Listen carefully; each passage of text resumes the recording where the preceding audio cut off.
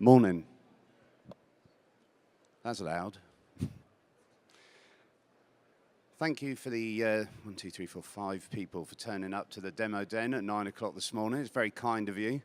Anyone that's having coffee and donuts that want to come and see a Brit make a complete idiot of themselves, please do come over, join us. But no, thanks ever so much for coming. As you can tell, I'm not from around here, but I actually come from a policing background in the UK. So my background was around counter-terrorism. My last role within counter-terrorism was UK head of National CT IT.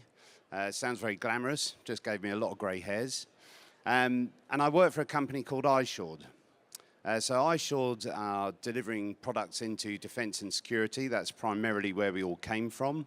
But I'm going to tell you a little bit more about some of the software that we're doing and the background behind it today. And hopefully this is going to be interesting for you as well. You can cheer whenever you like. Just clap.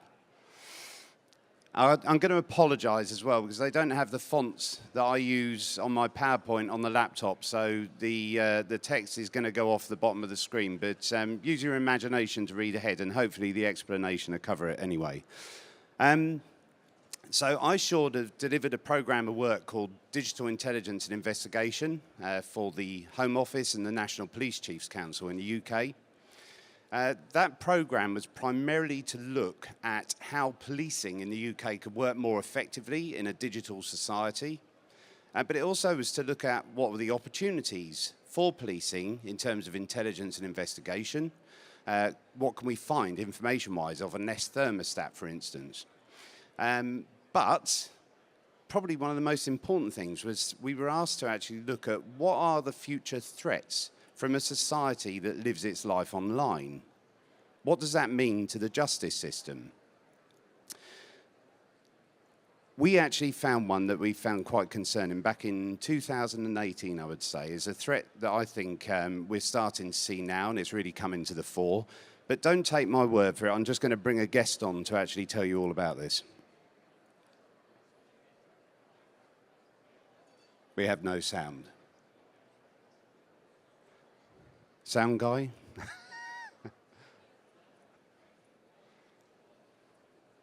We're having a few technical issues. This is the problem with actually being the first on. They actually looked at it and said, he's from the UK, let's put him on first, and then he can take the suffering and the pain. Does anyone know any jokes?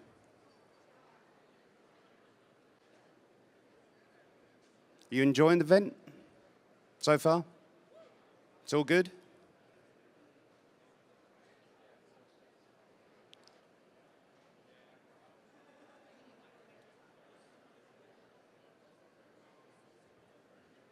We'll have Sam back in a moment. That is Morgan Freeman. It's kind of giving the game away a little bit, the whole intro, but it doesn't work so well.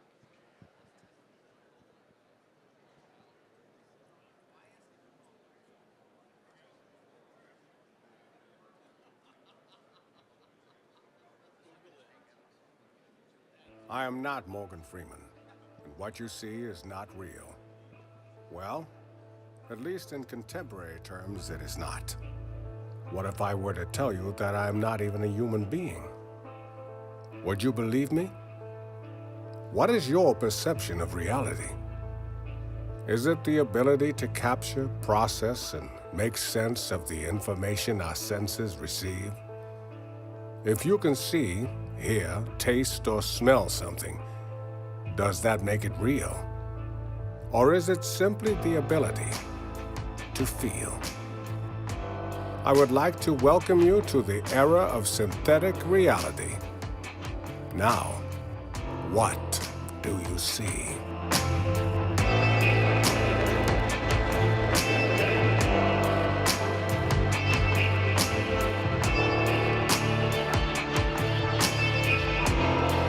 I am not Morgan. He's not, for the second time. So that wasn't Morgan Freeman. That was a deep fake. Now, very impressive technology. And the whole term deep fake and shallow fake and digital disinformation, I think particularly in this year, the first 6 months of this year, we've seen a real uptick in the amount of deep fake, shallow fake and digital disinformation across the world, within our media. Some of it's planted by other governments and agencies. But what does that mean in terms of actual society? What does it mean when everyone's used to seeing digital media? How often do we actually pick up a newspaper, a physical newspaper now? We see it on the internet, but can we actually trust what we're seeing? That was the problem that we identified in the Digital Intelligence and Investigation Program, because we have this new thing called generative AI. And generative AI is available to each and every person in this room. It's on the internet. You can subscribe to this stuff. You can build your own real-time deepfake videos. You can do your own generative AI images, audio. So this is interesting because it's inexpensive, it's accessible to the masses, and it's more and more convincing. So this is a quick quiz. A, B, C, which one of those is real? Any guesses? Donnie, the student? B. No. Good of them, but actually none of them are real. They've all been generated by generative artificial intelligence. Each and every one of those pictures, and very, very quickly, within a couple of minutes. So what's the problem? If we've actually got that technology in society now, what does that mean? Well, aren't criminals actually really good at making use of new technology? And don't they move quicker than law enforcement and justice? Within that font, you might be able to read that the Home Office have recently written to the Chief Constables of England and Wales, basically stating that deepfake digital disinformation is going to cause a very real risk to the justice system. That because people don't trust what they're seeing in terms of digital media, how easy is it going to be to actually challenge every piece of digital evidence that actually comes through a case? My client didn't say that. You've manipulated that media. So how does law enforcement then actually prove that they haven't manipulated that media? And actually, for every case that we have these days, there's so much digital evidence, how easy would it actually just be able to grind a prosecution to a grinding halt? Because that's constantly being challenged. This is a threat that's coming, it's very real. So is the answer deepfake detection? I don't know if anyone's heard of that. So you can actually run these algorithms to have a look at a video, to have a look at an image that says, is this deepfake or is it real? And it's using artificial intelligence to actually try and catch artificial intelligence. And artificial intelligence will always be outpacing itself. It's growing exponentially. More to the point, criminals and the criminal fraternity actually use that technology a lot quicker. They don't have any guidelines to adhere to. They can just do what they want.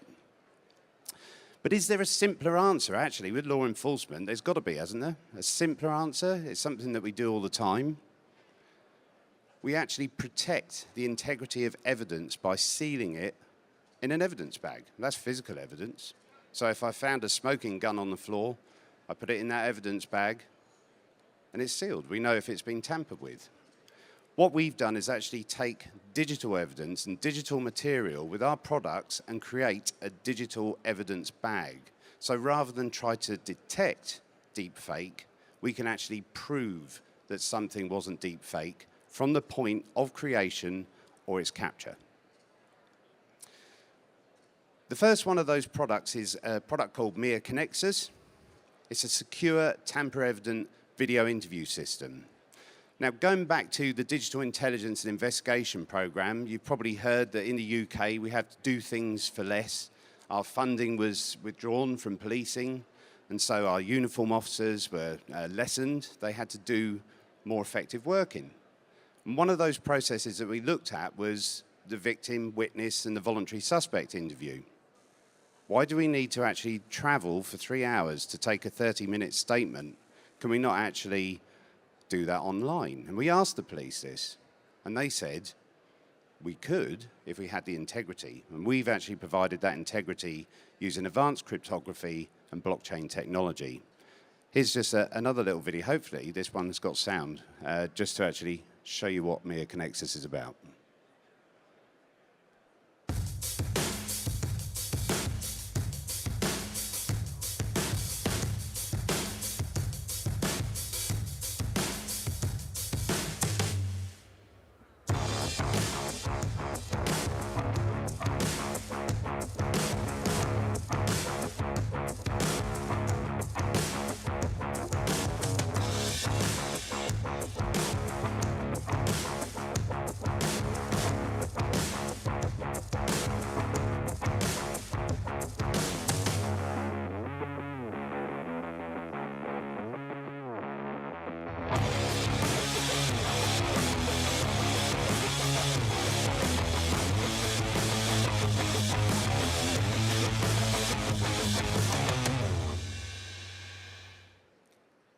There's a bit more rock and roll for you, Donny. But, so Mere Connexus, what is it? It's a video interview platform. It's designed for law enforcement. It's designed for investigative interviews. We're actually demonstrating this to the United Nations at the moment because it conforms to what they call the Mendes Principle, guidelines for conducting investigative interviews. It's NIST compliant. It's CGIS compliant. I sit on the CGIS committee along with my colleagues at IECP, so we'd be daft if it wasn't CGIS compliant. And what we do with this kind of remote video interview platform, how's it different to Zoom or Teams? It's different in that it gives features that are used by investigations and by investigators to actually help them conduct better interviews. One of the points I think that's really interesting about this, it doesn't actually require any hardware. No software to download. It uses the browser on any device. A member of the public can actually just join this without having to download an app. We can actually deploy it to an organization in around 10 minutes. That's how quickly you can actually stand this system up. Okay, so features. Real-time translation. Who likes Star Trek? Yeah, come on, there's more of you out there that love Star Trek. I know it. But it's not cool to admit, but actually that whole real-time translation, so if you can talk to someone in Holland in English, but they're seeing that translation come up in Dutch, and when they're speaking Dutch, I'm seeing English. That's happening in real time, and that's over 80 different languages with around 50 different dialects in those languages, so about 130 different versions of language. And you can have any number of languages in the particular interview. So if you are interviewing people and you actually want to get that kind of English feel and you just want to have a good investigative interview where you don't have an interpreter maybe putting their own spin on some of that conversation, you've got that context right there in front of you. You can see what they're saying. Silent observer, a two-way mirror.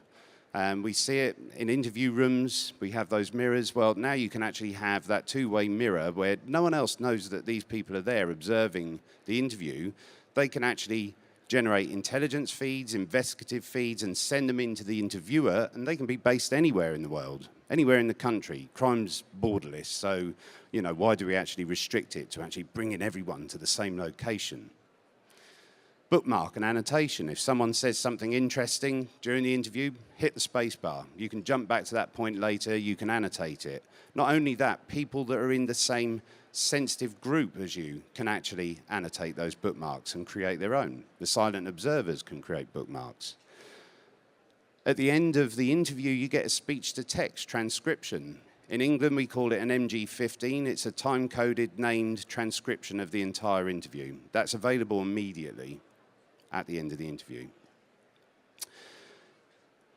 We also have on here, and it's dropping off the bottom a little bit, but it's completely cloud-based. That's why we can set it up so quickly.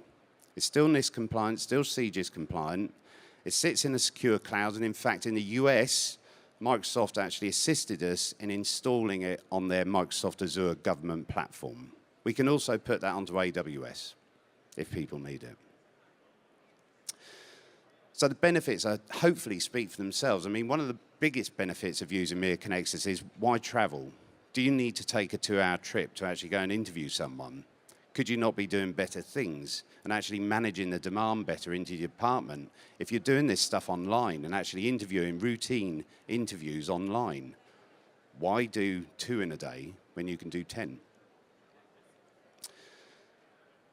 And do you know what? There's a thing around public perception as well. So if I'm called in for an interview with the police, why do I have to go into what we call the NIC, the local police station? Why can't I do that online? Because I do everything else online, so why can't I do that? So that public perception is actually giving them something that they're used to working with. And sometimes people feel more comfortable doing their interview from home. So it's worth considering. And then finally, the last product we got is Mere Fuse. So we take this, this whole sort of concept of the digital evidence bag and we apply that to any kind of digital media, whether that's an image, whether that's a video, whether that's an audio statement, a computer download, a document. And we actually manage the whole chain of custody from the point of capture. So on my mobile, if I take a picture, I can prove that once I've taken that picture, that hasn't been tampered with all the way through to presenting that within a case. It's easy to prove and it can be done within seconds. Again, there's no hardware to download, to install or implement. You just download the app from the App Store. You have a web backend. You can capture all that information from the app itself on an iOS or Android device. If you're using the web backend, you can actually capture a fully rendered web page immutably. So anyone that has dealt with that kind of internet investigation knows that you can find a lot of crime on the internet. You can actually capture evidence of that on a web page and prove that it was captured at a particular point in time, even if it's taken down at a later date. And the great thing about having this is if you deploy the app to your officers, to investigators, when they're taking those pictures or recording the video, taking audio statements, that's instantly being transported back to your command center, to your ops room, and people can see that in real time. If it's offline, and it does work offline, if there's no signal, as soon as there is a signal, it will send it. And I think what you can actually just see here is all the metadata that we actually capture to prove its immutability. Okay? So final features then, it's available on all platforms, capture any digital information evidentially. It's really easy to use. We have a detective chief inspector who works for us, or ex-DCI. We call it the Mick test. If Mick can use it, it's easy to use. He's very computer illiterate, and he doesn't mind me saying it as well, because I know this is being recorded, you see it, but okay. And so the benefits of that. Do you need CSI cameras? Do you need a big digital SLR anymore? Does everyone in your department need a body-worn video for what they do? Could they not actually just use their device that they already have on them and use this app? It's cheaper. It's more effective. Most importantly, with Mere Fuse, it's a product that we haven't actually launched into production yet. We've trialed it. We know it works. We're really happy with the way it works. What we are looking for is for operational trials. So if there's anyone out there that's still listening that actually wants to trial this software for free, and I know sometimes you can't do free trials in the US, so it's a zero-cost contract. We actually just want to hear feedback. We want to produce products that you want to use. So if you're interested in trying it, if you're interested in using it, letting us know what that feedback is, good or bad, come to our booth, 1315, and let us know. We'd love to hear from you. Okay, thank you.